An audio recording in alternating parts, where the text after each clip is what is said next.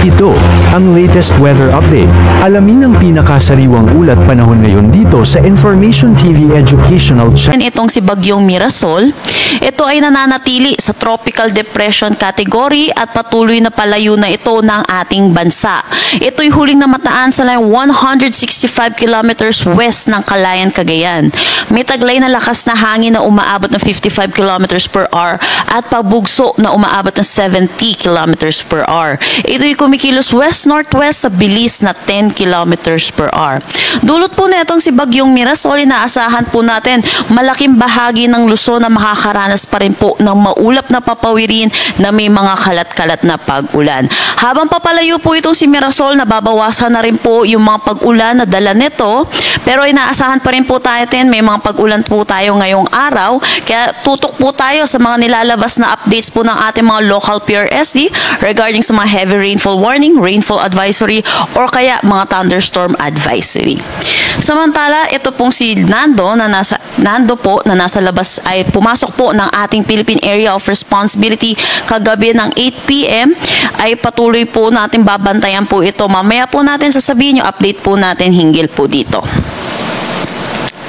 Samantala, meron pa rin naman tayong southwest monsoon na nakakaapekto dito sa may southern Luzon, pati na rin sa western section ng Visayas.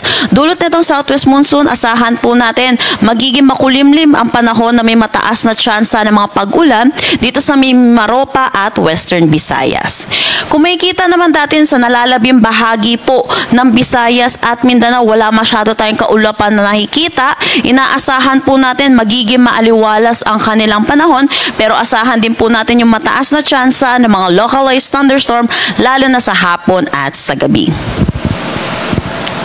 Para naman po sa track netong si Mirasol na patuloy pong palabas po ng ating PAR, kung makikita natin magi-intensify pa rin naman po ito ng tropical storm category habang palabas po ng PAR po natin. At inaasahan po natin, lalabas po siya ng ating Philippine Area of Responsibility ngayong umaga or mamayang hapon. Pero dahil po dito kay Mirasol, meron pa rin naman tayong tropical cyclone wind signal number 1 dito sa may Batanes, Babuyan Islands, western portion ng mainland Cagayan, Apayao, northern portion ng Abra, Ilocos Norte, pati na rin sa northern portion ng Ilocos Sur. So, punta na po tayo dito sa pangalawa po natin bagyo na si Nando. Nananatili naman po ang kanyang tropical depression category at ito po ay huling namataan sa line 1,225 kilometers east ng southeastern Luzon. May taglay na lakas na hangin na 55 kilometers per hour at pagbugso na umaabot ng 70 kilometers per hour. Ito'y kumikilos north-northwestward sa bilis na 15 kilometers per hour. Dahil sa layo po nito sa ating bansa, wala pa naman po itong direktang epekto sa anumang parte po ng ating bansa, pero inaasahan natin sa mga susunod na araw, paglapit po nito ay magkakaroon na rin po ito ng epekto at ng enhancement na rin po ng ating southwest monsoon.